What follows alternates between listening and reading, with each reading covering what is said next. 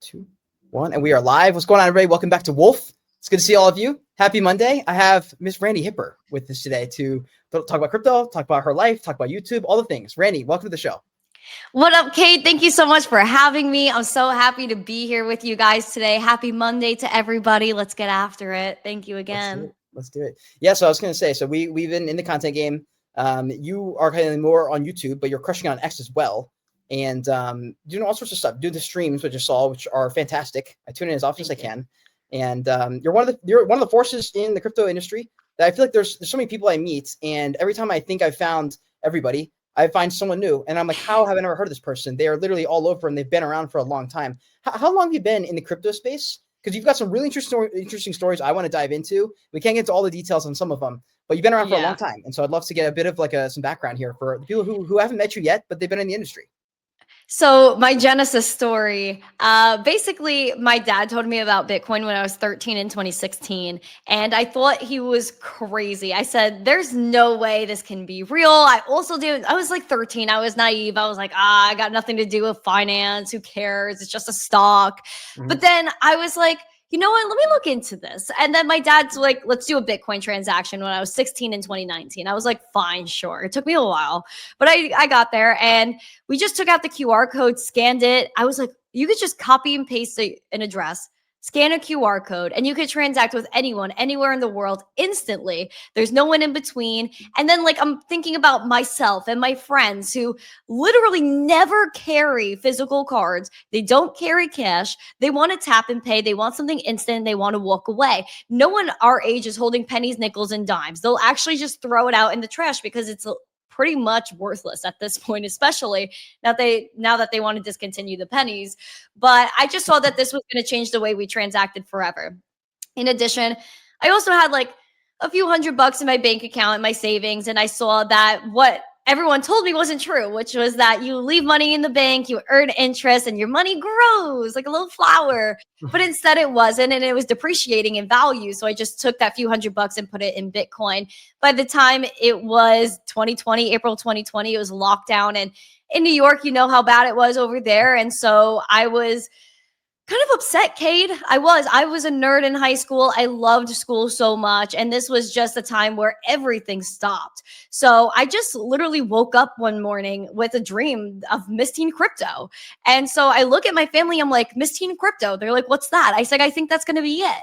And so I was sitting outside of a park because everything was closed down. And I was just looking at Miss Teen Crypto on X, on Instagram, on YouTube, like every social media platform, the same handle was available.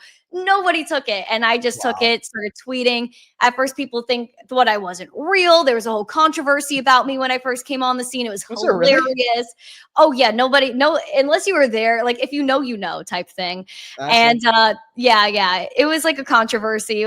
But I got a lot of apologies from people who were spreading misinformation about me. But it was a very interesting time. I was one of the first women to create content in crypto. Like there were a handful, but not many. I was the first teenager. So those two things combined, everyone was like, wait, what?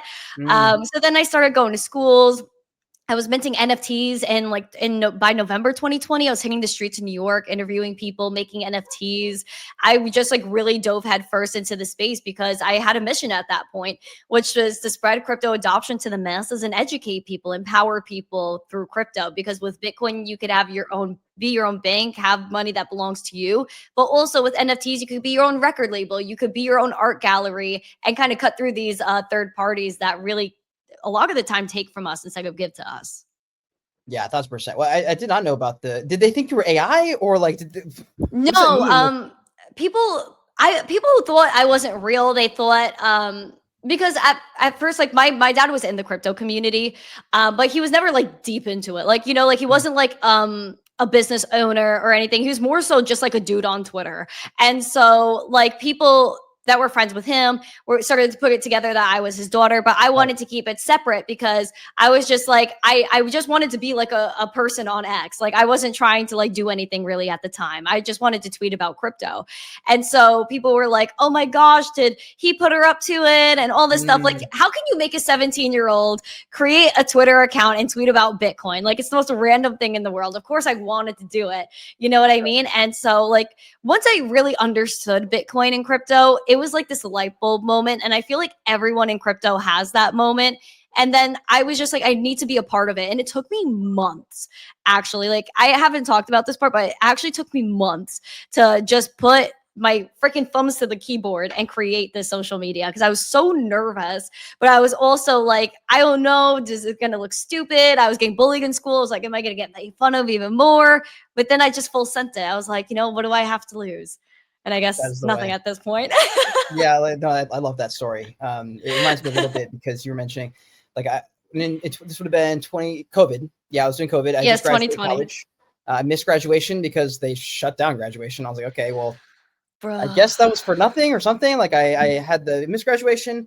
All the jobs I applied for didn't like my. They said my degree wasn't enough, and I was like, oh, That's okay, crazy. so I guess I'll go back and get more certifications in the health department. They're like, yeah, public health is great. But like honestly, like it's not that great. You got to come back in 2-3 years. We get 3 or 4 certifications we need you to take. They're going to cost about another 20 grand. And I was like, oh wait, hold on a minute. Wait, what? And I was like, I got. And so I was like, okay. In the meantime, while I'm figuring this out, I'll get a restaurant job. And I started serving. And this was in Charleston, South Carolina, on the beach, Poly Beach. I was making a killing. Never made so much money in my life. And I was like, okay, this is interesting, but I hate my life.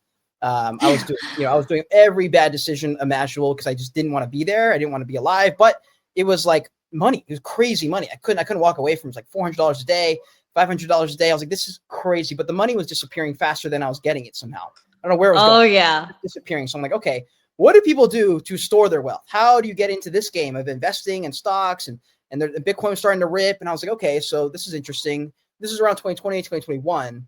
And I was like, okay, I need to make a decision here. I've always wanted to be a YouTuber. I've been watching YouTube for years. I've never been a TV movie guy so much. I love YouTube. I love how there's, if you want to be someone for somebody, you can. And there's just like a way to just kind of post. And so I love that. And I was like, okay, I'm going to start posting what's out there. And I saw the NFTs were rising. And I was like, I'm not a trader, but I can get into the game. I know I'm better at content than 90% of these noobs who are just making TikTok videos, pumping coins and pumping pictures. Let me put out some educational content. If I can and do podcasts and things like that, then I can maybe get into the game in a content department. And that's all I really knew. I had no business sense. That was kind of all I really had to go on. So I started posting on YouTube, on X and stuff. And I jumped into my car, lived in my car to like document this process while I moved out. I was going to travel the country and do travel photography and travel videography at the same time. As these NFTs were popping, there was NFT art and stuff. And I was like, okay, this could be the angle. I have no idea what's going to happen within this industry. And so it's kind of like my start. And that was like, a couple of years of doing that full time on YouTube, was able to find some cool ways to make money. I was just like, hey, I'm doing these review videos. If you're a company out there and you want like a brutally honest review, I'm doing them for everybody. Everyone is on my docket. I don't care who you are. I'll rip you apart if it sucks. I'll give you your flowers if it doesn't. And so people liked that. And I was like, okay, this could work. And so I was able to generate That's so funny. Business model. So that was kind of my entry. I did that for a couple of years, then eventually, found myself at Wolf. So it's been a wild ride. And respect to you for sticking with YouTube. It's very difficult. People are getting their accounts flagged left and right, losing their channels, losing monetization. So you've been able to make it happen. So big congrats on that. I just thank God, because honestly, like, there's nothing else that I could give credit to, but also like the community that's been behind me as well, because YouTube did try to play some games with me. I put out an interview with Charlie Lee a few years ago when Litecoin came out with MWeb, and we were just talking about fungibility and all of that. And YouTube tried to take it down, saying it's misleading, dangerous, all this stuff. And so then I put it on X and I blew it up, and then YouTube took it back like pretty quick. And so like I think that it's the community that really backed me to the point that maybe hopefully YouTube doesn't mess with me, but if they do, then we're going to start an actual war. So they better be ready. Yeah. They better be ready. It's insane. But yeah, I do love YouTube. Stuff. Yeah, I mean, it's hard too, because, like when I first started doing the Randi Hipper show, formerly known as the Miss Teen Crypto Show, that was before the Daily Zest. And so I started that like, pretty much when I started almost 5-6 years ago. And so I was doing that, and like I was getting 5-10 people watching, you know what I mean? And it's just the mental game that YouTube plays with you, and all these social media platforms, they want you to really give up. And so for me, it's just like, I knew I had people there, and like, I didn't care if it was 5 people, 10 people, 100 people, 1,000. Like, I just knew that it was worth like sticking with, because I just felt like an extreme calling to keep doing this. And every time like things got really rough, then like something always came through to keep me going. And a lot of our friends right now are in the chat. So hello, friends. Hello. Oh, beautiful. I just realized, let me pull this up. I had the wrong tab open. There they are. Hey, is this Ray? I think it is Randy. Randy is on the right. Thank you. Yeah, thank you for the distinction there. If I know I did have long hair a couple months ago, it may have actually been a situation where we need to actually confirm that. That's So hilarious. yeah, You cut fresh all off the your hair long off, hair. Cade? What's that? You cut all your hair off? I had a lot of hair. I was probably your hair goes down. My hair is probably like down to here. I had the Jesus hair for a while, the Thor Oh hair. my I had the long hair. God. Yes, indeed. Low key, that's a vibe though. Yeah, I it think was that's a actually cool vibe. for a while. I had the Thor hair. I dyed it blonde. I did the whole entire thing, and then Oh eventually my came back. word. Came back over it, Wow, but Cade. yeah, it Okay, was a that's cycle. interesting. It was That's definitely a interesting. cycle. Talk to me a little bit about the early days. So I remember the days streaming to YouTube, getting 520 was a big day. I had one stream that got 100 because it was just a big deal, I guess, in the NFT space at the time. But I'm very used to that 5 to 20 live. And so talk to me about that. How long was that process? And also, what were you talking about during that time? Was it the same type of stuff you're talking about today, crypto news, and talking about what's happening in the industry? Or what was that beginning? What was that beginning story starting like? So, when I first started, like it was always about what I could handle and what I couldn't. And so like I never wanted, because I was in high school when I first started and I was also a dental assistant for a few years. So like I was basically working almost three things at once: school, job, this. And so, doing all of that was really difficult. So I was just like, okay, I need to know what I can do, what I can handle. So what I started doing was tweeting Good Morning Crypto Twitter every day. I was the first person to really start doing that. And then other people kind of turned it into GM and what we see today, which a lot of people don't know that like it is what it is, but it's a little fun fact. And so I was tweeting Good Morning Crypto Twitter. I was just like, okay, if I could do this every day, maybe I'll start posting twice a day. And so I started doing that. Then I started making videos. And then I was like, okay, well, things are getting a little bit more interesting. I need to have more of a presence. So what do I do? So I created the Miss Teen Crypto Show, which I started in maybe the beginning of 2021, end of 2020. I can't remember. Surely someone will go down my playlist and find it. Let us know. But what I was doing was interviewing people in the space. And so I wasn't really even, I didn't even have like my own like single woman show for a long time. So it was like for a few years, I was doing the Randi Hipper show. I was or the Missing Crypto show, booking guests at least 2 a week during the bull market, which was really easy for me because everyone wanted to talk at that time. And then when things started to kind of come downhill in 2022, when we were at 15K Bitcoin, I was like, all right, well, now I have to do something different because I want to keep doing the Miss Teen Crypto show, but we do have a problem where no one wants to talk about crypto right now. So I said, you know what? I want to talk about it. So I created the Daily Zest, which started off as the Weekly Zest in November of 2022.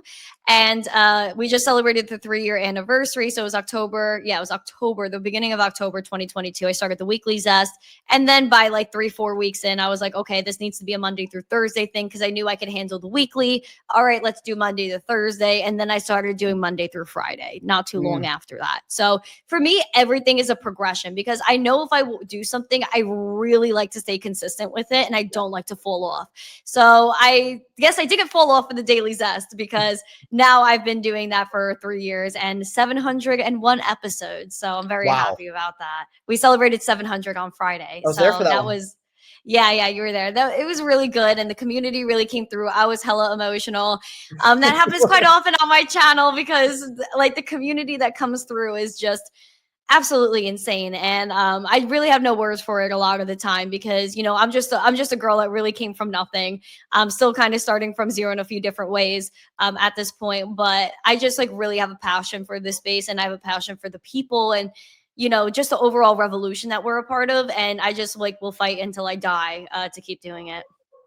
No, it's beautiful. And I I absolutely love that. The consistency side is the thing that people do not understand. I mean, it is very, very hard to do something every day. Just to see the numbers, like, the social media, like the numbers and then the comments and then everyone telling you like, oh, you're so crazy. Why are you doing that? You'll never make it. This is delusional. It's all about money, money, money. But like, am I happy? No one asked me that question. You know what I mean? Like my family was always saying, money, money, money. What are you making? What are you making every month? Da, da, da. And I'm like, do you care if I'm happy? And they look at me like, oh, like when I ask them that question, then it's like the conversation ends. Because it's just like what people prioritize isn't what they should be prioritizing. And a lot of people idolize money. And that's probably why my family and I really don't get along that much because they idolize money a lot. And I don't do that because I feel like if I'm aimed at my mission and my mission is willed, then and I'm actually called to that mission, then somehow things will work out. And I just have to keep having that faith. And that's really what got me here. That's very beautiful. So my family side is slightly different. They've always been supportive. My mom's Japanese, so she's way more in the camp of get a dang Oh, job already. Like, what are you doing? And then my dad's American. He's kind of like, I mean, if it works, you get paid. And I was like, yeah. He's like, all right. And like, he works in tech. He like kind of understands. He was a teacher for a long time. He was like, okay, you're getting paid like for sure, right? It's not like fake. He was like, Ethereum's like, oh, what exactly? And I was like, well, I can change it out for real money. He was like, that'll work. And so he was kind of down. They were like slightly not exactly sure what to think about it, but they were like relatively supportive. My mom was like, look, if you can like pay rent and stuff, I guess it's fine. But like, I'd rather you just get a job. It took a long time before she kind of came around. But I hear that side yeah. of it. And honestly, it's really interesting about the money, the family side and money, because it ties in a little bit of Bitcoin too. It's like, it's what the trickle down effect of when money's screwed up, and Yeah. it's that hopefully there are many, many positive down trims. But that's so fascinating about your relationship with the family. I mean, that's rough. I Oh, it's very rough. I'll tell you that right now. And it's yeah. like, I've always like, the past few years, I was always questioning like, why did they do what they did to me? And like, why did they treat me the way that they did? And I feel like it's okay. Like, you know what I mean? And a lot of people just don't get it until they see, like, they need to see that I'm a multimillionaire, which I'm obviously Yeah. not, but like they want to see like, oh, is she a multimillionaire? Is she pulling up to family Yep. reunions in a freaking Rolls Royce? Like, honestly, bro, who cares about that? You know what I mean? And I think that's what's really lost in society today is just like, where's your passion? And, Yeah. I speak to even some of my cousins that are a few years older than me, and I ask them, like, do you have a dream? And they just look at me with a blank stare and they don't have one. And Wow. so I feel like it's really about your mentality and, where you really want to go. Like, do you have a passion or not? And if you do, you'll somehow make it work. Yeah, 1,000%.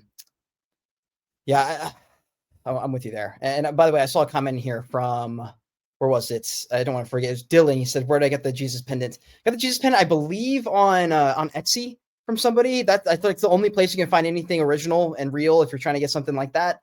I just haven't been able to find it on, like, I mean, maybe you can find it on eBay or Amazon, but I was trying to get something that was like supportive of like a local person crafting them. And so I'll find out if I can remember. I'll try and find a link for you later on. But you Love mentioned that. faith a little bit. You mentioned the family. So without the family, that's very tough. I definitely don't envy you for that, but respect. And I mean, that is very difficult to do. So you don't have to talk about it. I'm not sure if you're public about it at all, but I've seen you post a couple things about the Lord and stuff like that. And I was like, maybe I'll Yeah. dive into it a little bit on the podcast if the opportunity Yeah, of presents course. itself. But has there been any impact? And if, I guess, how has it played out for you?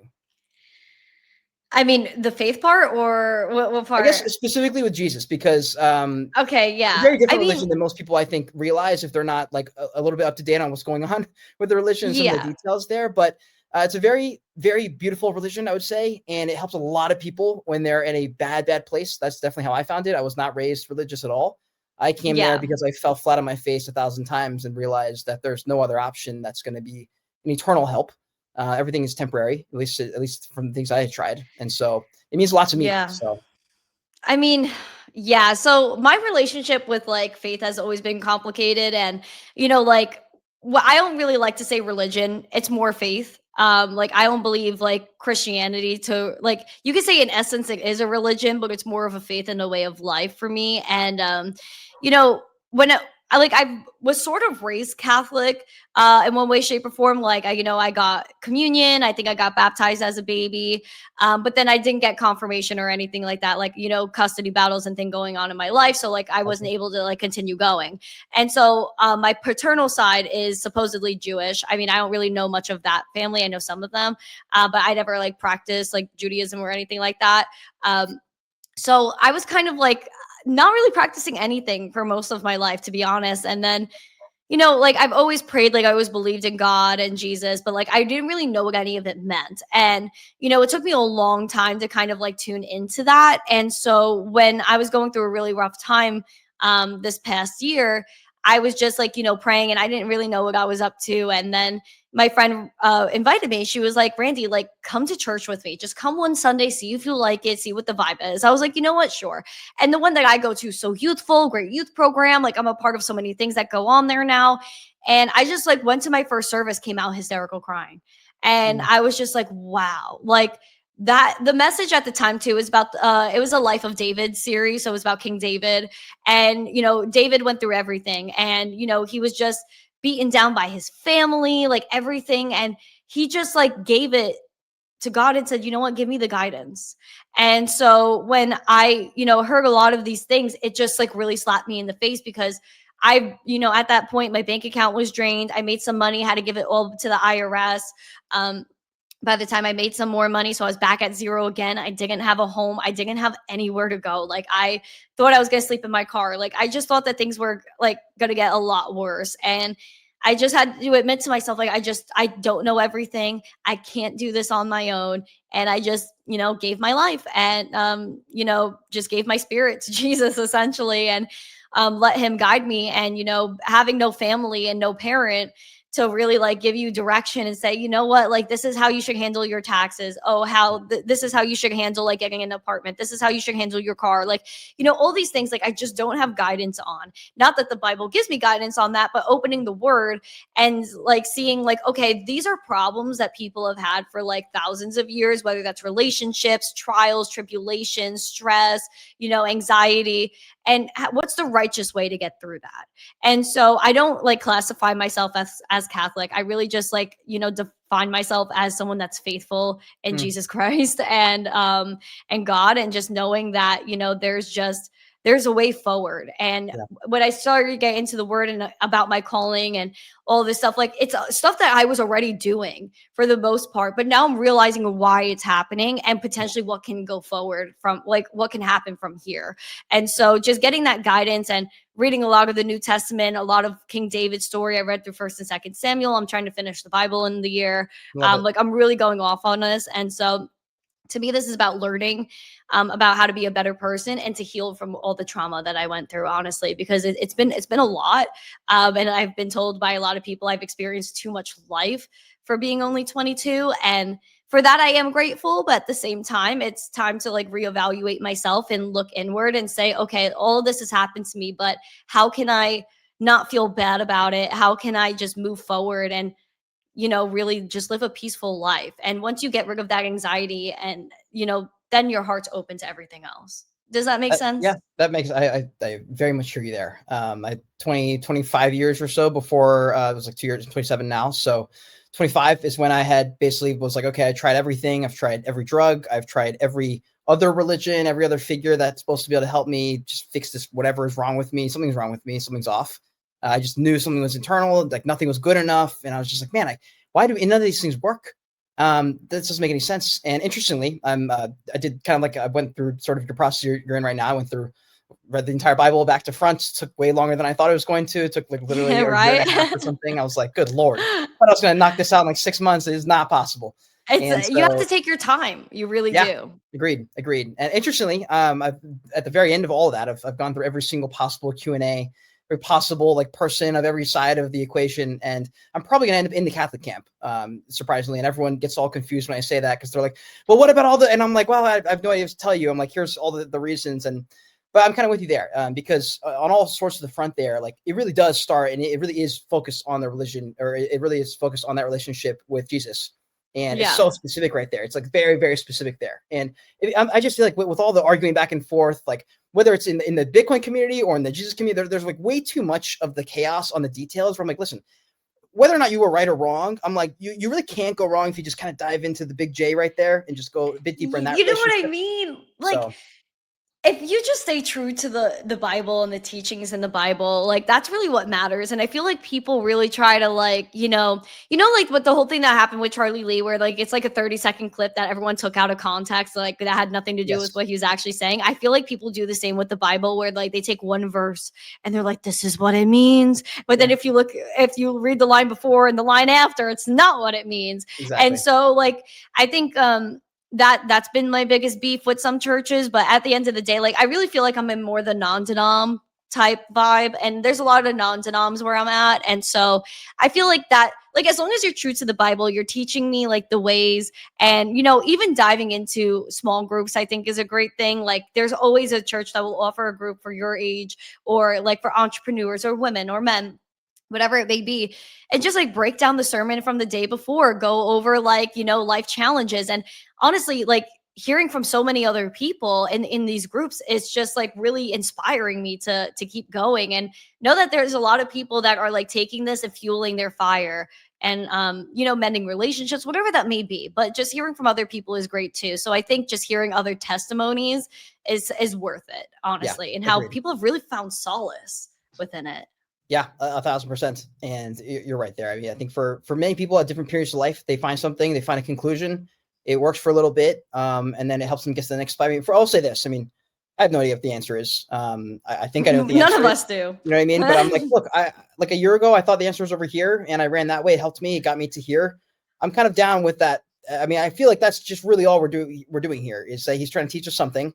He's saying, hey, there's a few things. If you lean this direction, like I can really help you. If you go the other way, a lot of things are going to fall apart, and you're end up just going to like, at least if you're aiming to be a better person, you're going to end up back in my camp anyway. And that's sort of the story of humanity, just over and over and over again. We get cocky. We're like, you know what? We don't need God. Like we're good. And then it doesn't work for a while. We're like, wait a minute, we need God. And then it restarts. And we're seeing that right now. It feels like.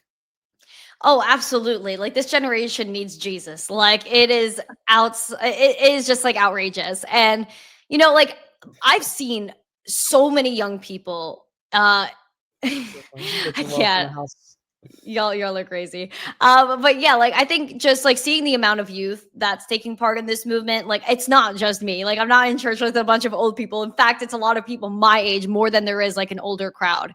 So there's a spiritual revival. People know there are things that are not right. I mean, like growing up, like when I was small, what was I freaking listening to? Horrible to say, but Lady Gaga, Kesha, TikTok on the clock, like party like freaking P. Diddy. Like all these things are so freaking toxic. Like I'm sorry, but it is. And it's like, yes, we all enjoy the tunes. I have to admit, like TikTok comes on, I'm like TikTok, like, you'll jam. But isn't it like the best thing for society? Obviously not. And like, growing up on that, especially like I grew up like seeing YouTube, like, when I was in middle school, Snapchat was coming out. So like my generation is really like hit with the social media propaganda. And I saw it in how girls were acting in middle school and high school, like, oh, Snapchat came out, let me go take promiscuous pictures, let me send and violate myself to send to somebody else. And because they thought it was cool at the time, then everything gets sent around and all these things. Like social media has really convinced people like you have to like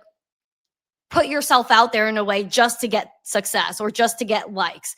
And so when I started Miss Teen Crypto, I was like, I really want to show women that you don't have to be promiscuous in order to be successful. And so like I'm very girly. I put on dresses all the time, Like I post a lot of fitness and stuff like that. Like I'm just trying to show people a different way of doing things. And like I think what social media does is really propagates the enemy and helps corrupt people. Like, people think they're depressed because they saw a TikTok that says, these are 3 signs that you're depressed. This is 3 signs that you have ADHD. This is 3 signs that you have ADD. And then people are like diagnosing themselves on freaking TikTok. Like the things I see are outside of this freaking world is because it's coming from the enemy. And so I think like people really need to lock in. And when unfortunately what happened with Charlie Kirk, it did wake a lot of people up. And so like, I'm seeing a lot more like Christian music. I'm seeing a lot more like of people's ideologies change on the timeline because they know that society at its root is not okay. Especially you look at celebrities and, who they're associated with, the islands they visited. Oh, yes. And things like that. It's just the deeper you go, the more corrupt it is. And then where, again, does it come from? It comes from the money because money is funding Hollywood. Money is funding all of these corrupt people. And so how do we fix it? We fix the money, we fix the world, we enlighten people, and we have people understand what it means to really be them and empowered. They could opt out of all of this. They really could, spiritually, financially, all of it. They got to see people talking about the other side. Like I had no idea. That's what I'm saying. I mean, there were some very strange things being pushed when I was in college. And I didn't even think to push back because I didn't really even consider that I should push back, I guess. And then I saw someone saying, hey, you know what? Yeah, exactly. Like you got to have it. People just like look and they're like, oh, this is what everyone else is doing. This is what everyone else is doing. But like, why are you doing what everyone else is doing? Mm-hmm. And it's because they think that that's how they'll get success. And that's just not the way it goes. And it's like, when you look at every successful person, almost all of them have been outliers. You know what I mean? So like, why are you afraid to step out the box? Because you're afraid that your 5 friends on TikTok aren't going to approve of you? Then like, move on. You know what I mean? I feel like no one's going to make it for you but you and Jesus. So like, what are you doing? And not only that, if you do end up winning, this is something I thought about very early on in my career. I always thought longer term. I have like videos recorded for people later in my life that I recorded like 5 years ago, where I was like, this will be an interesting video to record. When I was on YouTube, I was like, okay, these things are forever. Like, it really does matter what decisions you make now. If you win and you did all the wrong things to get there, what is even the point of that? I hadn't even read the Bible at that point, but that's essentially the line. You know, why gain the world to sell your soul and lose your soul? And it's very true, because you see people now who are in a winning position, and you see the things they have to maintain to stay in that winning position. You're like, I would not want that to be me right now. That's what I'm saying. Like, I've gotten approached by like the top TikTokers management, and like they were hitting me up and they were like, Randy, we'll give you everything. We'll give you the manager, the lawyer, the team, and we'll get you booked on A, B, and C. And I'm like, listen, love y'all. Thank you so much. But unless you're adding to me and not taking away from me, and then I don't want it. And they were like, well, you know, we'll help you with everything. Like, you could run your social media. We could run your social media. I was like, break right there, son. I was like, you think you're going to get my Twitter password? You're on something. That's wild. And so, and they were asking me, how'd you get on Fox? How did you do this without a manager? I said, because I harass people until I get on and get what I want. You know what I mean? And people, like, especially like when they spoke to me, I could tell on the phone, they were a little bit like, ooh, because they don't expect like people to actually do the work. And a lot of these TikTokers, they go viral, but then the management picks them up and then they keep making videos and then they hand everything off to somebody else. I never want someone to take over my stuff or tell me what to say or how to go about my business. I swear I'd lose my mind. And so I wouldn't sign rights away to anybody. I've had people in crypto trying to buy my channel. I believe it. Hey, Randy. Oh, yeah, no, like there's some big influencers that hit me up and were like, oh, we want you under our umbrella. Like, can we pay for your channel and you work for us? I was like, no, absolutely not. So, you know, it takes a lot of courage to say no to those things, because the money I was being offered, the dreams I was being offered, but I knew it was from the enemy. Like, I knew they wanted me to sell my soul, and I couldn't, like, even then, like, I was never going to sell my soul, and I never will. And that's probably the problem that Hollyweird has with me, is because they can't take my soul. They can't buy me. I'm not someone that can be bought. And that might be unfortunate for other people, but not for people that are with me, stand with me, and stand with crypto. Yeah. And there are a lot of those people. People don't think there are because maybe they're not as loud. They're not the ones screaming and hollering, but there's a lot of people. They're just chilling. They're good people. They want to see people who are good people just do their thing. There's a lot more of that support than people think. And we saw it when people spoke against things, against the grain, and there was support. And you're like, wait a minute, what? Like the biggest win I saw, it's silly, but it was Star Wars Revenge of the Sith, Star Wars Attack of the Clones were my Star Wars generation movies. And there were the old ones from like way back in the day my dad had watched. And one of the main characters who played Anakin got a lot of shit and a lot of hate for his performance, essentially. And I was like, I thought he was great. Like, I loved those two movies. Literally a decade had to pass, and then someone made a TikTok and said, I'm saying it, Hayden Christensen is the GOAT. He's the best Anakin we've ever had. And literally the video got like 20 million views. And all of a sudden everyone's like, oh, finally someone said it. And I was like, this is insane. Like, just truly, it's like in school, someone says, do you know the answer? What's 5 + 5? And you're like, I think it's 10. You're like, I'm not putting my hand up. And then someone says 10. You're like, oh my God, I'm an idiot. I knew it. I knew that was the answer, and I was too scared to say it. Yeah, exactly. And you know what? Like, that's why people like sometimes get salty with me. Like, oh, why is she not a Bitcoin maxi? Why this, why that? Like, you know how many times I've spoken to maxis and they're like, yeah, we really want you at our conference, but you talk about other stuff. I'm like, you know what? Then I don't care. Because you know what? Like, we're going to dive into this a little bit. Oh, no, I'm yeah, I could get heated real quick, but it's like, you know, I'm not going to change for anybody else to please anyone else, because it's never gotten me anywhere. And I feel like, why would I not like talk about things now and wait to hop on the bandwagon later? You know, like, that's what really bothers me when people are like, oh, I'm not going to talk about this until it's popular. Like, why weren't you there first? And so that's what I'm trying to do, is like, you know, bring people in first. So that way, when everyone else is talking about this one thing, hello, I already told you about it. You already have some insight. Yeah, it's really interesting. So you're mainly on YouTube, but I shouldn't even say you're mainly on YouTube. You're popping on both platforms, and probably others as well, like the TikToks and Instagram. Yeah. So we do a lot of spaces. Half our spaces are basically broken down. We were with crypto up until like I don't know, Bits, if you're in the stream, let me know, like 2 months ago or something. Like we were Wolf Crypto for a long time. The only difference we moved over is because we realized a lot of the conversations weren't the same. Like a lot of the Bitcoin conversations were around investing and they were talking about store of wealth. And a lot of the crypto conversations had different use cases, obviously, because that's why they were created in the first place. And I was like, it's getting a bit difficult. Maybe we need to split it up. And so this ended up, whether that was right or wrong to do, that's what we ended up doing that. For me, the vast majority of my wealth is in Bitcoin. So much so that you would expect me to be a Bitcoin toxic maxi. And I guess in some ways I am for very specific arguments, but I also see everything going on. I'm like, there are other coins. They will use them. They are definitely, Wall Street has picked a few of them publicly. And yeah, how many? Like, so I would say I'm a Bitcoin first. And in many ways, I believe that Bitcoin is the way. But there are other things where I'm like, I don't know if I would use it or if I think it's going to be the way. But I'm not going to sit here and like attack them because I don't know what could happen later. Maybe something beautiful happens and it's something that I am not aware of because I'm in a privileged position. I have AC. There are many places where there's no AC, there's no running water. There's an economy where the currency is falling faster than literally anything else. And I'm like, guys, that's an entirely different conversation. I don't actually know. Maybe there is a scenario where Litecoin or one of the other coins is helpful. And I just don't know enough. I'm not willing to take a stance. I haven't been in the markets for 45 years yet. I'm 27. I'm like, so I can't take that position yet.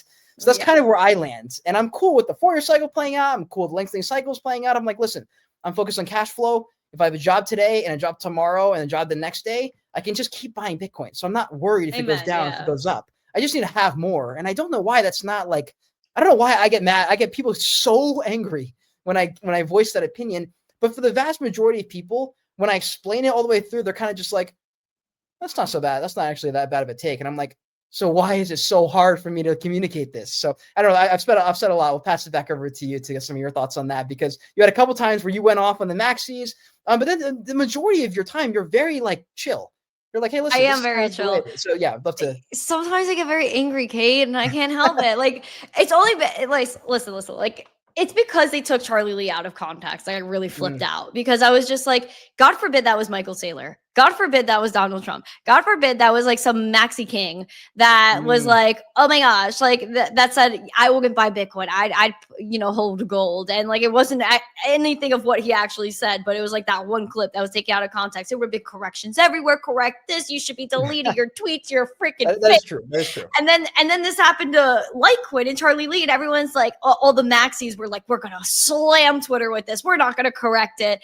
And it was a lot of people I respected too. And I was like, I lost we were in that boat, by the way, just for people that we were in that boat for one tweet. I said, because CoinDesk. Oh yeah, I saw you, Cade. I saw you, Cade. You hopped on that without watching the full interview. The CoinDesk tweeted it, and I was like, oh my God, crazy. So I watched the clip, posted it, and I was like, what is going on here? But it was a real question. Like in my actual post, I was like, give me more details. Like, what is happening? Like, there's no way. Because I saw Charles Hoskins say, maybe we'll sell a Cardano one day. And I was like, what is happening? And then we put out multiple tweets after. We're like, okay, here's actually what happened. But nobody else really was interested.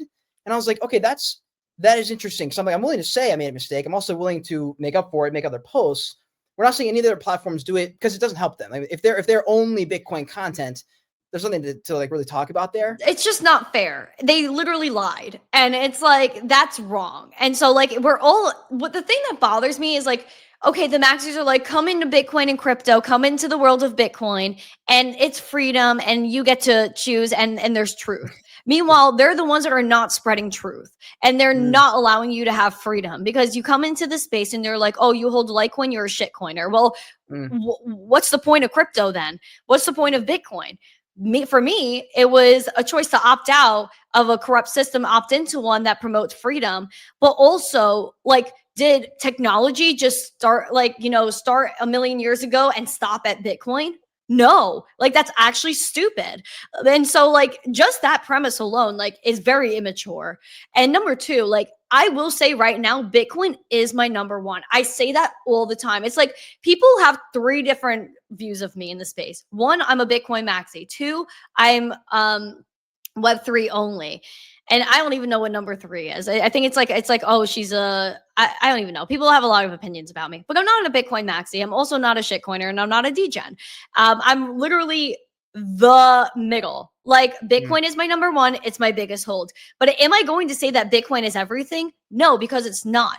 I'm giving away Bitcoin on my podcast for giveaways. It takes sometimes an hour for a Bitcoin transaction to confirm. That is not fast. Lightning Network, you need a lot of liquidity to run a node. Banks are going to take over that. So, okay, the banks have Bitcoin Lightning. Lightning is probably going to be more institutionalized. So what's the point at that point? All right, I'll keep Bitcoin as my gold. It's my store of value. It's going to be, it's obviously a stellar currency as well. It's a great currency. It's peer-to-peer, it's decentralized. That's what you need. So then why don't you like Litecoin? That is the same thing as Bitcoin, just faster and cheaper.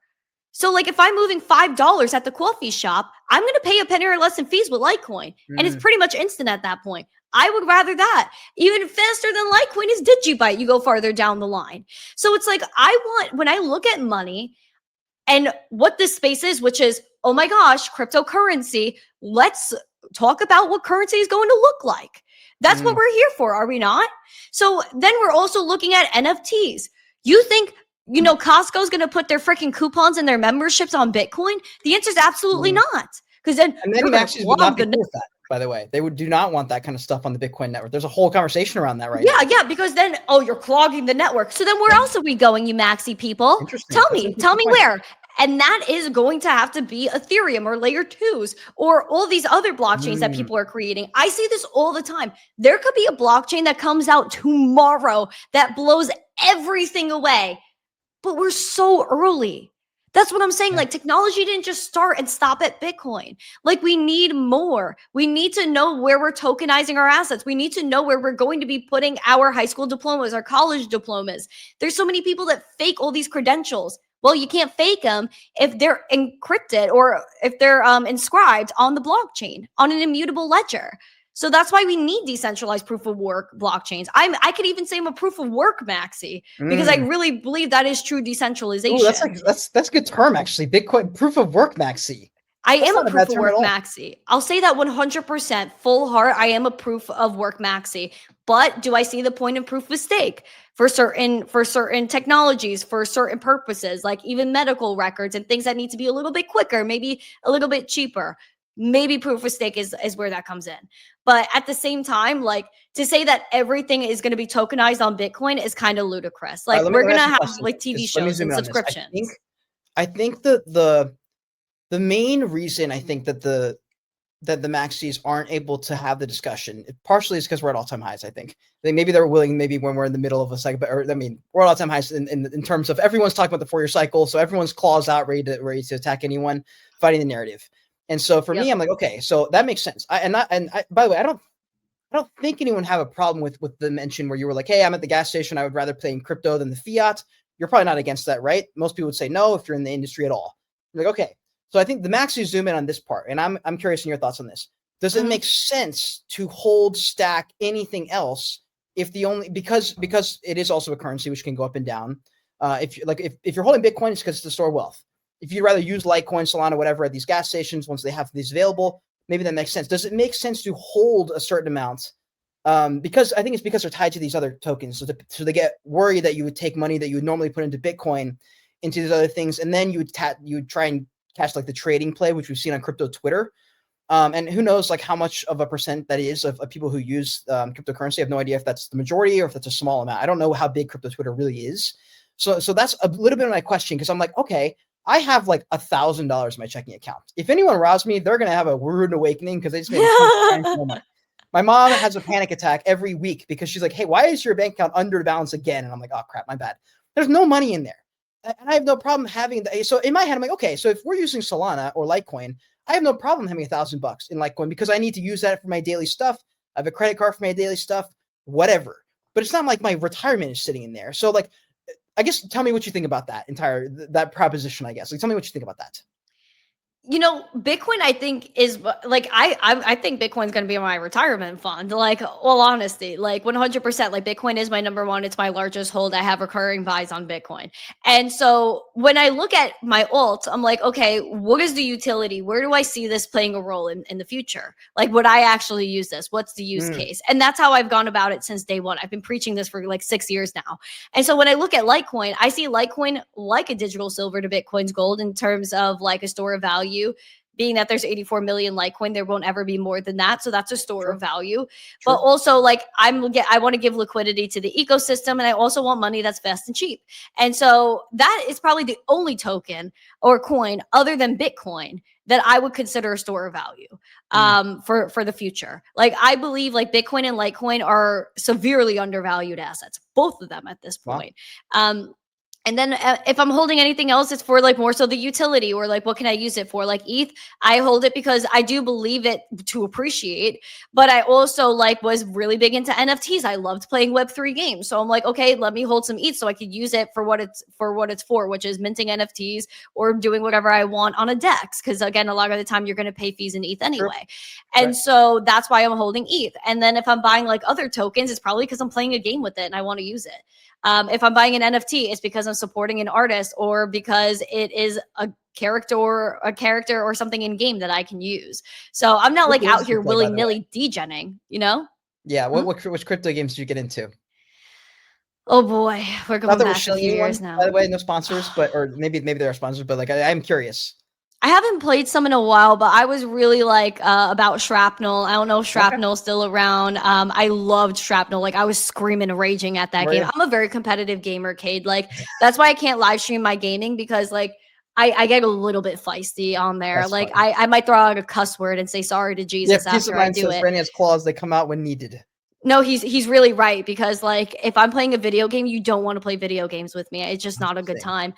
Even though it might be entertaining for them, who knows? Sure. But yeah, I loved Shrapnel BR1. I got into when they were doing more of their testing. I used to be an advisor for Supremacy. That was a really good one. Oh, darn. I don't know. I was playing so many back in the day. Now there's really not a lot out there. I mean, WAGME, I love Scott Herman.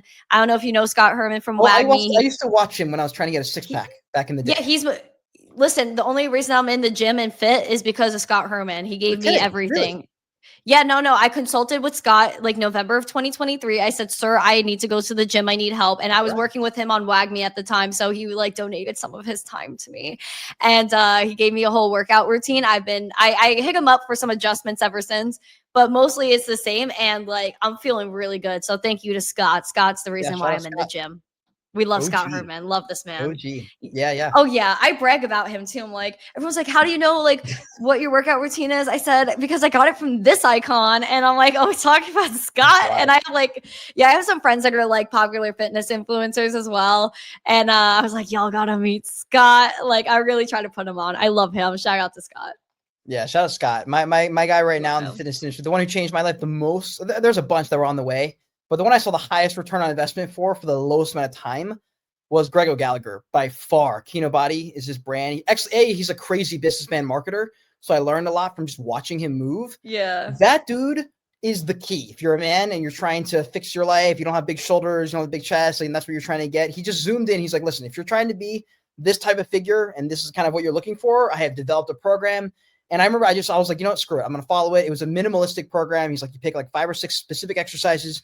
You win at those. He goes, and those are like the highest ROI. You're doing heavyweight dips, heavy pull-ups, like very specific exercises. He goes, it will grow very specific parts of your body asymmetrically according to to these other parts where you're just wasting time doing a bunch of like random little things. Yeah. And I remember I finally like started showing him, he's a beast. He had shoulders are bigger than my head. And he was like, he's like 5'8" or 5'10", 5'11", nothing crazy tall, no crazy insane muscles, just like very proportional, where I was like, that is what I'm looking to get to. Yeah, right. Like you don't need to. Yeah, you don't need to be like a bodybuilder. Like I'm not trying to do that either. Like I'm not trying to freaking enter a competition out here. I'm just trying to be fit and slim. Like that's all I'm trying to do. I just want to stay in shape and like feel good. You know what I mean? Because I feel like if you're happy with the way you look fitness wise, like then like it's easier to like not think about that, because like that used to be something like I always used to look at certain parts and be like, oh, I wish this was better or that was better. And then I was also like very anxious all the time, and I had like so much energy I needed to expend. And I was like, okay, the only thing I could think of is maybe going to the gym, because I used to play sports. And then after I stopped playing sports in high school, I was like, okay, like I still need, that was a really good outlet for me. What else can I do? And that's why I hit up Scott, and I was like, I don't know what to do. I need help. And he helped me out. So very cool. Very cool. I agree. That was a very profound statement, by the way. You just said we probably glossed over it, but you mentioned that once you kind of got that thing, the check mark there for the thing you were struggling with, you kind of don't need to worry about it so much, It allows you to Exactly, have some yeah. space. It creates room. It does. And even when you're working out, like of course you always have a goal and you're always like, "Oh, I want to look like this. Okay, let me work on this a little bit harder." But like that's always like the way it goes. You know what I mean? Like you'll never feel like you're perfect, but as Yeah, long as like you feel like you're on the right path, like it definitely is a relief. Like right now my whole body hurts. I'm in a lot of pain. I can't go to the gym today, but at least I know I did something. exactly, exactly. Me and Samuel, Like who's the CMO at Wolf, we live together, and so we finally, after a year of convincing him, have moved from 11 p.m. workouts and pre-workouts to 7 a.m. And it is a wait, 11 thousand times better. p.m. I know. Why are you doing 11 p.m. workouts? So people don't know this at Wolf. The amount of work it takes to survive at Wolf is probably 10 times more than people think. Because we are live. Like I'm live 5-6 hours a day. So like that is some time, but people could be like, oh, but you have the rest of the day. I'm like, no. I'm tweeting Well, 20 you got to times a day. plan. And Yeah. then we have to plan. Yeah, we have to plan everything. We also have like a million clients that we're working with. Not a million clients, but we have a good amount of clients we work with. And so we're like on the business side, we're very heavy. And the content side for us is why we have so much business. We have so much content, streams, and spaces. We work with a lot of people. And so there's like a whole ecosystem that people aren't aware of on the business back end. Like I throw words in like Notion and they're like, what is Notion? And I'm like, oh, okay. So like there's difference here. And so like we work so much and he's like taking calls in the morning at night and we're like, it's just not going to work. Like we basically have like a 10 p.m., 11 p.m. slot. It's the only time available. And I was like, yeah, but we could if we woke up early. There is that slot if you just cancel your Asian calls, like the Asian time where they have to do it at 6 a.m. If you just cancel those and just move them around, we can make 7 a.m. work. I was like, and it will be so much better. We'll actually get things done. We can It's have a great way somewhat to of a start life. your day. So yeah, Yeah. finally we Yeah. switched over. Yeah. Yeah, it's a great way to start your day if you go to the gym. Like, on the weekends sometimes if I wake up early or whatever, like I love hitting the gym at 8 a.m. Like it Way. is absolutely amazing. I can't do it because of my podcast, but like, Sure. on the weekends if I'm up and like I don't have plans for the morning, 100% hitting the gym in the morning just so good. So No good. You way. feel By the really way, I see a question accomplished. here from Peace of Mind says, what sport did you play? When I was a freshman in high school, I played softball. So I was a center fielder and sometimes third base. And then when I transferred to a new school for my sophomore year, and I was a cheerleader. Very And nice. then and then junior year I started missing crypto. I was a dental assistant and COVID happened, so there was like nothing much going on there. And then my senior year was all fugazi anyway, it was mostly online. Yeah. And didn't really count. So like yeah, half my high school experience was kind of wiped out. But I played sports for those 2 years and then the dental assistant thing, and then I needed to hit the gym. So I was like, okay, I guess it's time. Yeah, I hear you. I hear you. My situation is very similar. Mine's the cheerleading part, but very similar. And I was in college, so yeah, that didn't get to cheerleading. However, I was playing soccer. That was like basically my life goal. I'm very goal oriented. I was like, I want to play college soccer. That is the only thing I care about. And I was like 9 years old or something. I was like, this is what I will do. And it was Oh, crazy because my whole life flipped around because I tore an ACL right during college recruitment season. I had a oh my great offer from a great word. school. I was like, this is it. Like I have achieved the dream. This is it. And then I tear my ACL and they're like, hey, listen, you can call us in a year, but like now you're kind of a liability. And I was just like, oh. So You are a it was brutal. liability. However, it still made it, honestly. Like I still was able to play in college for a couple years, blew out my other knee. And I was like, okay, I think the Lord is calling me somewhere Wait, else. you He does not tore want me to play soccer. Yeah, I blew out both my ACLs. Yeah, it's brutal. Oh my God, Kate, how do you operate? Are you okay? Like, Yeah, one of them your is knee I still got hurt. surgery both times, so that I do have a new ACL in there. But I did something like a year ago playing soccer, unfortunately, and there's something janked up in one of them again. But it's So you fine. went I back just to was play like, soccer. what's that?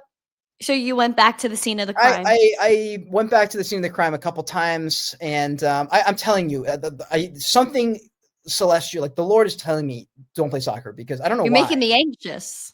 I, I would have banned listen, you. I don't know. I would have locked up the field. Yeah, I need to not because I love playing. I love playing. I'm still relatively good, and I just like I love it. So it was brutal, but I think I'm gonna have to step away entirely. But the gym is ended up what the next circle that I fell into, and I was like, well, I'll be Yeah. a bodybuilder. So I did that for a few years, and then I got kind of big, and I was like, you know what, this is not gonna be what I want to look like. I'm not 6'5", so. That is not a reality. I'm trying to live. I'm gonna look like a tree stump at 5'8" and looking like I'm gonna look wider than I do better.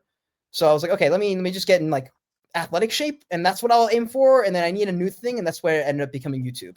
So it's kind of like the trajectory it took here. Just mentioned you guys Wow. sound like old people going through old injuries. I know. That's crazy. Wow. I can't believe you went back to the scene of the crime. That's the worst part of the whole thing. I mean, I have a friend that tore his ACL and he goes with my other friends, like all the boys. They go to like jujitsu once a week. Probably So he better still use does that. probably better use Yeah. smart time. Yeah, But you yeah, should try that. The guys really like all the boys like they go and they freaking have a great time.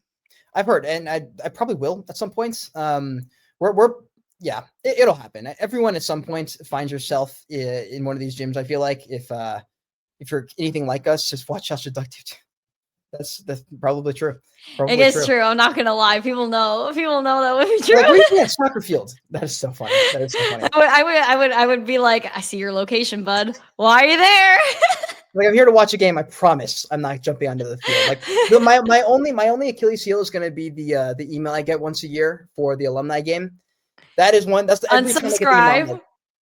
I'm like, Unsubscribe. I probably could.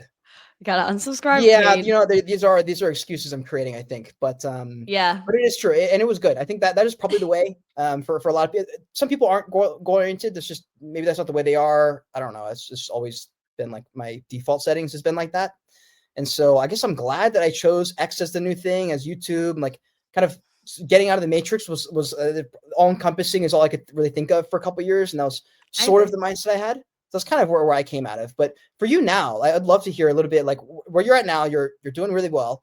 There's probably a lot of people saying, okay, like what's next? Is there a next? Is it more of this? Is there like a new thing you should be doing? Like where are those conversations right now? Oh boy, it's so hard because I have so many things. So obviously, I'm going to continue building the Daily Zest podcast, which is live Monday through Friday at 9:45 a.m. Eastern. But I have some other callings. I'm thinking about. And so one goal of mine is to help pass legislation in the state of Florida. Wow. So I have very high ambitions. And so I've been wanting to do this for years. I feel like maybe soon I'll have an opportunity. I also have a goal of writing a book. So, and, I literally have the entire plan laid out. It's just a matter of like the logistics. Can I execute it? And all of that. Obviously, everything that I'm speaking about requires like cha-ching, it requires money. So I'm trying to figure out a plan on raising some or seeing what I can do on my own because I literally hate asking people for things. But if it's for a good cause, then I feel like it might be worth it. So there's a lot of things that I'm weighing right now. But ultimately, yes, like, Miss Teen Crypto is where I started. I am now an adult. I am Randy, and now Randy's going to take over the world. And so Wow. All right. this is and when I say take over the world, it's not like moo ha ha ha evil take over the world. It's more like let's take over the world, guys, and do something good because like I said, I really want to change the way that people use their platform. I really want to change the way that people look at life. And my whole structure is okay, let's fix the money, fix the world. And in order to fix the money, obviously, we have to use things like Bitcoin and crypto. Let's get our financial freedom down. Once you start building your finances, you start building that freedom for yourself, then that opens you to what's next for you, which is building your health and building your spirituality, building yourself. And so I feel like when people start doing that, then that's when they could really achieve that whole essence of financial freedom. So that's really Wow. where I want to lead people right now. So I have a tagline. I have everything. Like I have the title of my new book already. Like I know what I'm going to do. Right. It's just a matter of, no, I literally am so crazy, Cade. Like I have such high ambitions. I have dreams and I have passion. And I just hope that Jesus holds my hand and guides me with the wisdom, the knowledge to be able to push forward and keep this going. That's what I pray for every day is wisdom, knowledge, and courage. That is beautiful. Very Thank real you, as well. Cade. Yeah. You like that, Cade? Do you think like we can make it? Do you think I'm gonna make I it? do. I do. Well, I'll say this. I mean, you speaking into the world is powerful. I believe this. Like, if you speak with your mouth, there is power in that.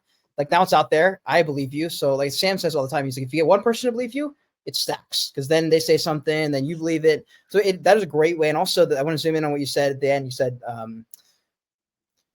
because I think people when they hear the word Jesus, they just kind of are taken back usually, unless they're kind of like also in the same camp, and It's they're like, "What does that mean spiritual, that's exactly?" why. But you're praying every day, and so I agree with you. Like there's so much like good stuff that comes out of like locking in each day, even if it's for like 10 seconds, because you're like, "Hey, please walk with me, please be with me in this time, keep my head like level headed." Like you're asking for this every single day, and you're basically just asking to walk with you.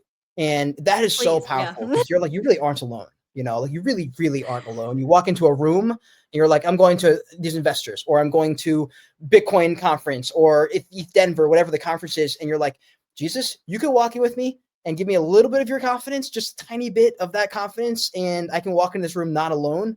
That would be amazing. That was probably like the most game-changing prayer I've ever had walking into a conference or into any meeting, was like, hey, I'm with you in this call because I'm going to need you.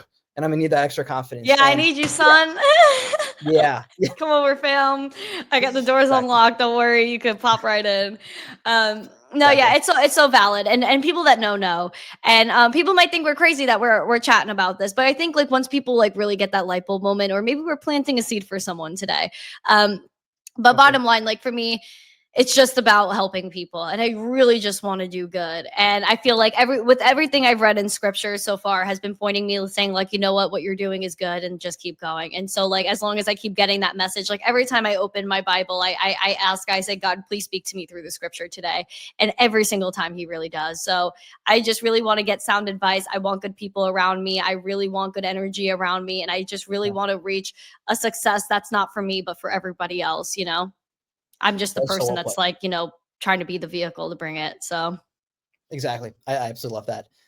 Randy, thank look, you. I'm definitely going to have you back at some point on the show, but this Absolutely. was super fun. I had no idea what direction we're going to go. Me There neither. probably isn't a better way. So I No. really enjoyed this conversation. And by the way, for anyone who's watching, if you haven't already, please take a second, repost the stream if you enjoyed it, and follow Randy right above our faces here.